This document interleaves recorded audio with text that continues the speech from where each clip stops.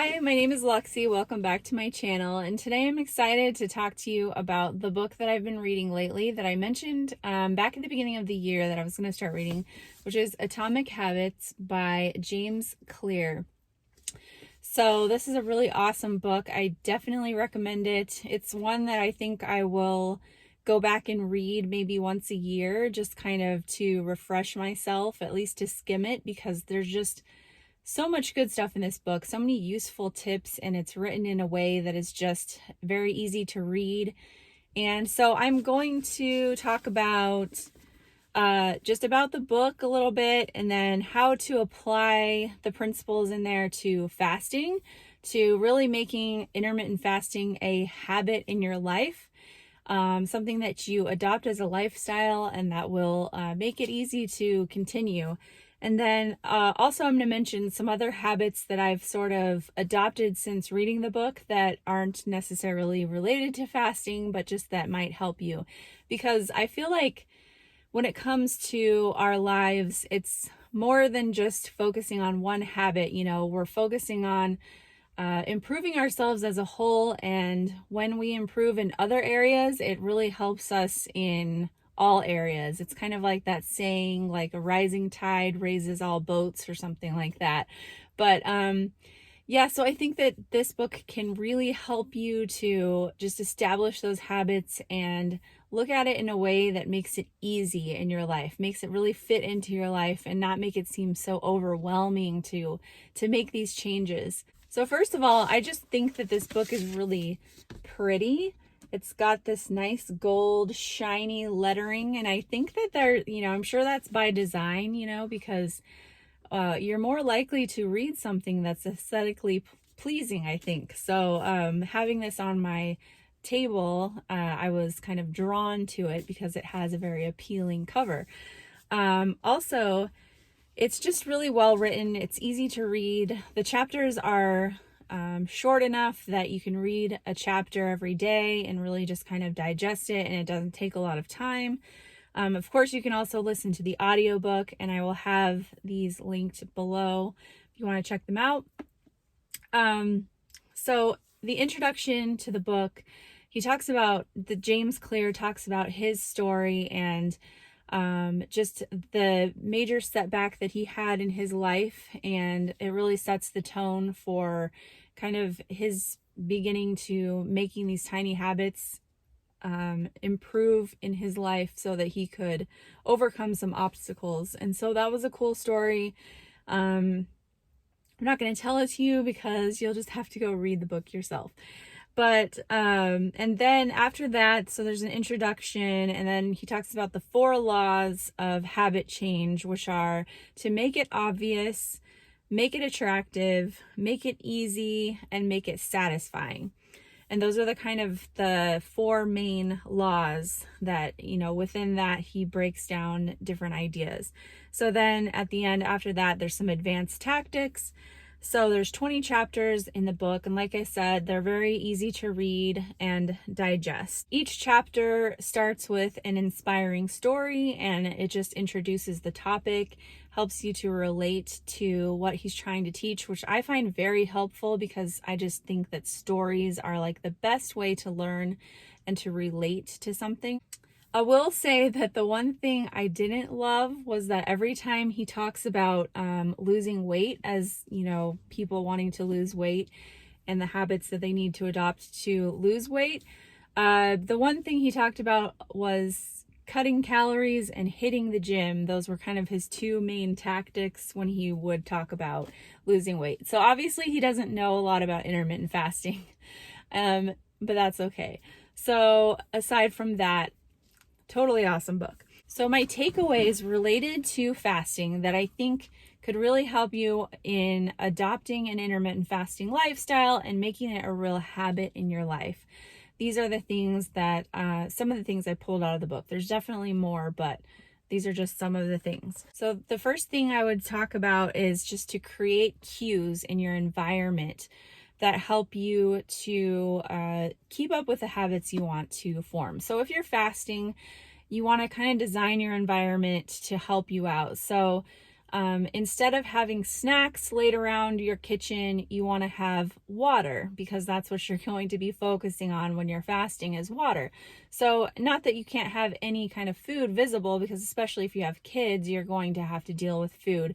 But just make it stuff that's not going to be super tempting to you, that you're not going to be maybe automatically drawn to and mindlessly put in your mouth, to avoid those kind of, just the habits that you may have already of eating mindlessly. Try to keep those out of the way. Also, along with that, a cue to start would be to push start on your fasting app. That really gets you into the mindset of fasting.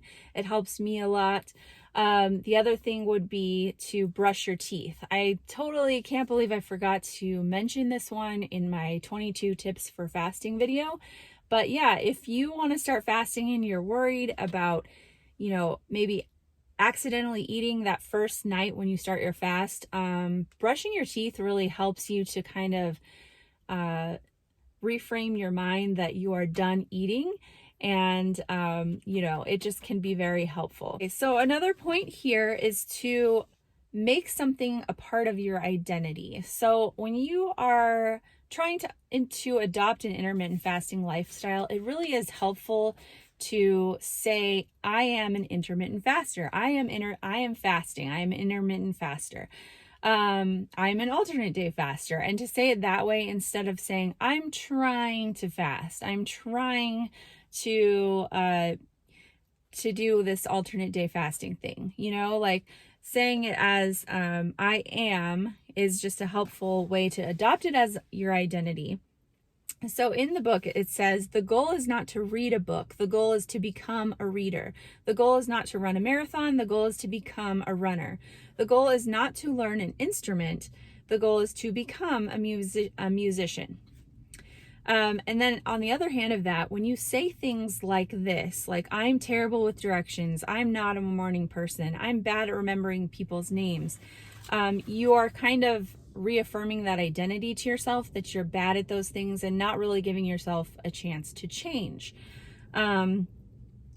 So it says, when you have repeated a story to yourself for years, it is easy to slide into these mental grooves and accept them as a fact. In time, you begin to resist certain actions because that's not who I am. There is each internal pressure to maintain your self-image and behave in a way that is consistent with your beliefs. So it's like a self-fulfilling prophecy. You say what you are and you become that. And so you can definitely use that in fasting to your advantage.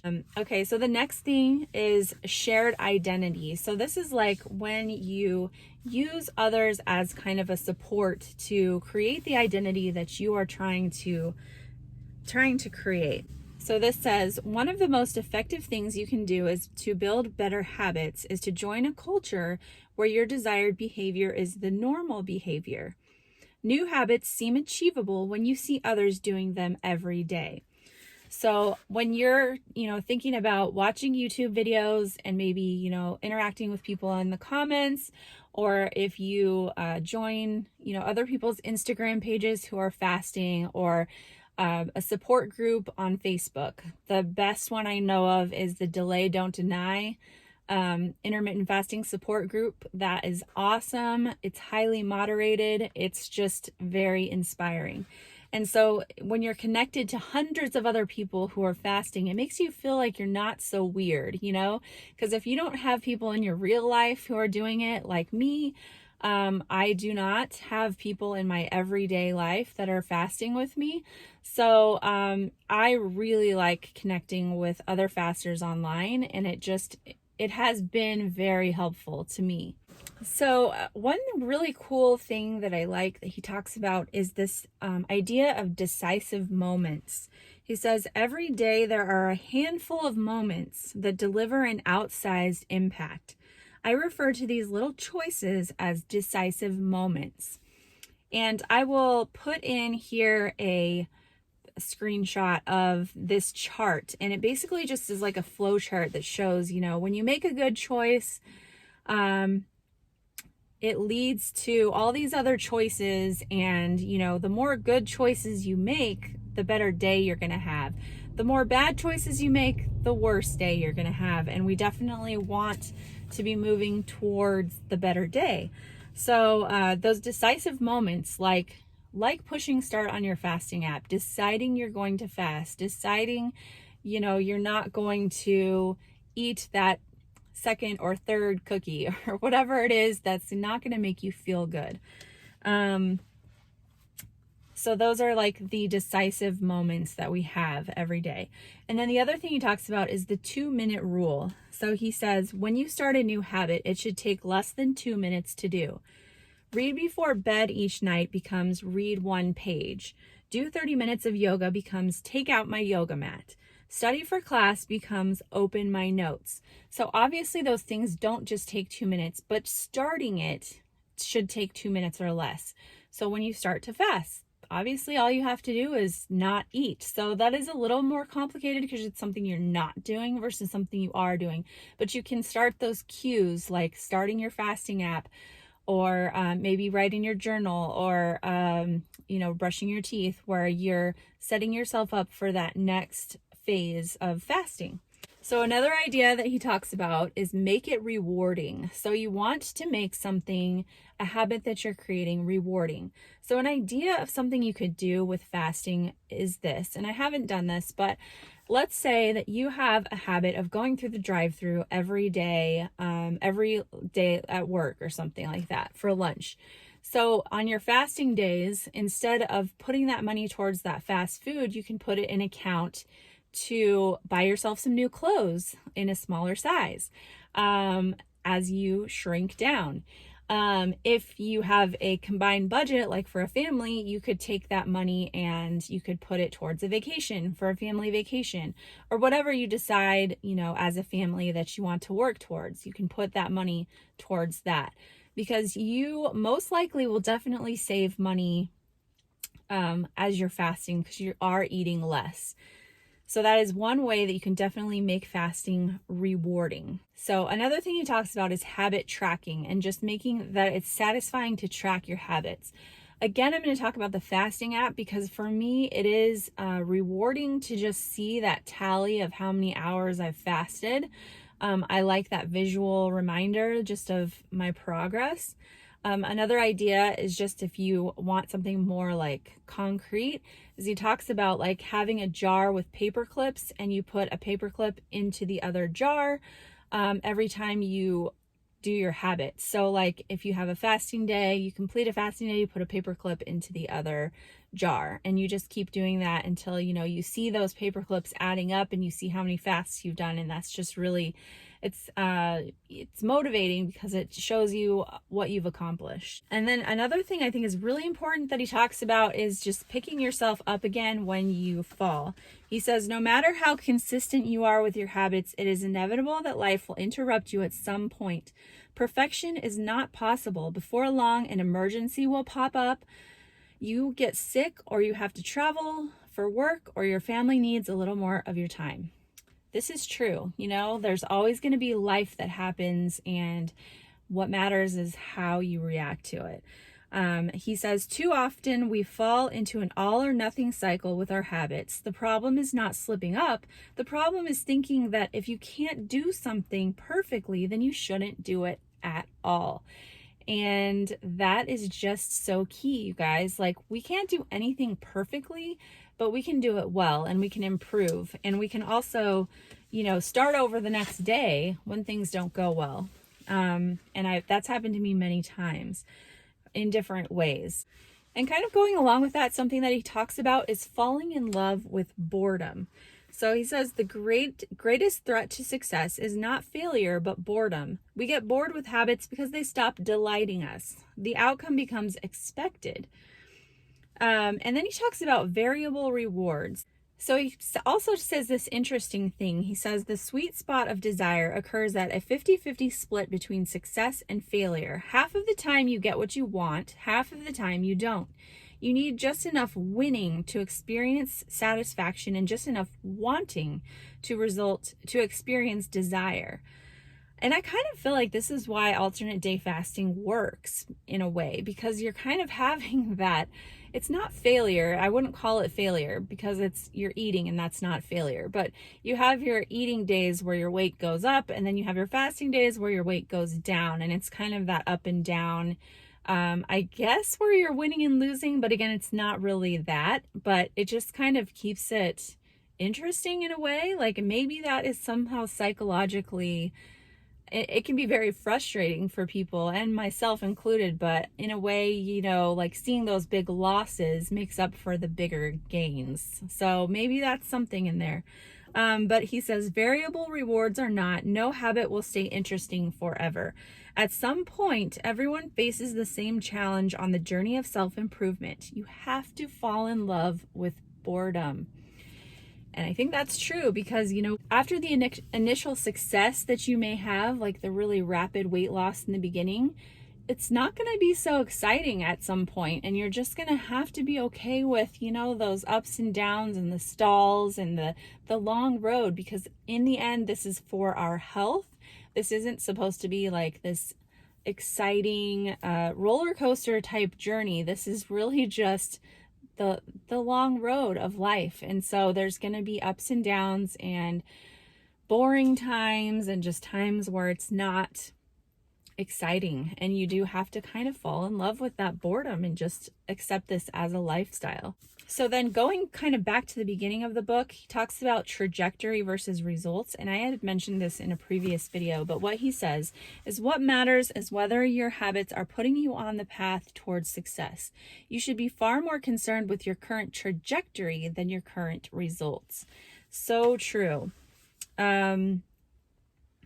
Because like I said, there are going to be these downturns and there's going to be the ups and the downs, but in the end, you want to be steadily headed in one direction, and it matters more about your trend than it does about the daily results. So kind of the whole point of this book is to focus more on inputs versus outputs, or the process versus the results. So it says, it is unlikely that your actual path through life will match the exact journey you had in mind when you set out. It makes no sense to restrict your satisfaction to one scenario when there are many paths to success. A systems first mentality provides the antidote. When you fall in love with the process rather than the product, you don't have to wait to give yourself permission to be happy. Wow, I just could not put it any better than that. You don't have to wait to be happy. You can be happy now. This is about feeling better. This is about giving your body what it needs, giving yourself a break from constant eating. This is about improving your health. And so even if you've only been fasting for a month, you're just going to be in such a better place than you were a month before, and you can be happy now. And so that's the end of my main takeaways, or how I would apply it to fasting. And I'll quickly share with you other things that I've learned from this book that have helped me in my life. So one thing he talks a lot about is habit stacking, which means you are already doing one habit, so you just kind of tack on another habit to that to make it easy. So one thing I always do is go to bed. And as I go to bed, usually I'm done getting ready for bed before my husband. So I'm usually waiting for him to get in bed. So what I have been doing is I really wanted to get into journal writing more, but I thought that this gratitude journal would be a good start. So I bought this gratitude journal on Amazon, and I really like it. It has a little quote on each page, and then there's just 7 entries for each day, but they're not dated, so you can put the date in yourself. So if you skip a day, it's not a big deal. And then there's just 3 lines for 3 things that you're grateful for. And then at the end, you can put the highlight of your week and just fill it in as you go. And it's been really great. I just feel like gratitude puts you in the right mindset and just makes you happier. The other thing that I've been tacking on to that, so I put that on my nightstand, and it's just sitting there with a pen so I can see it right there on my nightstand. And then on top of that, I've been putting I have terrible, like, cracked feet. I inherited it from my mom, and I'm just bad at taking care of it. And so I was like, you know what? I need to do something about it. I already have all these products that I need to use, and I just should take care of myself better. So I put the foot cream on that gratitude journal, so I'll remember to use it. I just put it on my feet, put my socks on. And then I also have the same issue with my hands. My hands always get super dry and cracked, especially in the winter, and I'm not good at taking care of it. So I've been using this hand cream, and like, my hands and feet have never been softer, and they work so great. But it was just the process of doing it every night. And yeah, I highly recommend these two products, though. If you want to check them out, you can get them at Walmart or Target, but I'll also link them down below. But then the other residual habit that I did not expect or even plan is I had this other book on my nightstand. This is called The Explosive Child. I have a very behaviorally challenging child. That is the original reason why I bought this book. And I've had this on my nightstand literally for like 2 years, and I haven't read it just because it's kind of been overwhelming to me to think about tackling these challenges, I guess, which is not good, but there it is. So, but as I finished these other habits, I just had this book sitting here, and I just picked it up and started to read it. And now I'm like 75% done with it and it's just such a fantastic book. So if you also have a behaviorally challenging child, I highly recommend this book. It is awesome. It gives some really good ideas. So yeah, that has been cool. So I just think there are some amazing ideas in this book, and it really is worth reading. So whether you're a reader and you like the paper version, or you want to listen to the audiobook, I think it is completely worth it. And I appreciate you guys watching, and let me know if you've read this book, and maybe share what kind of habits you've been able to incorporate in your life with these ideas. And I will see you guys next week. Thanks. Bye-bye.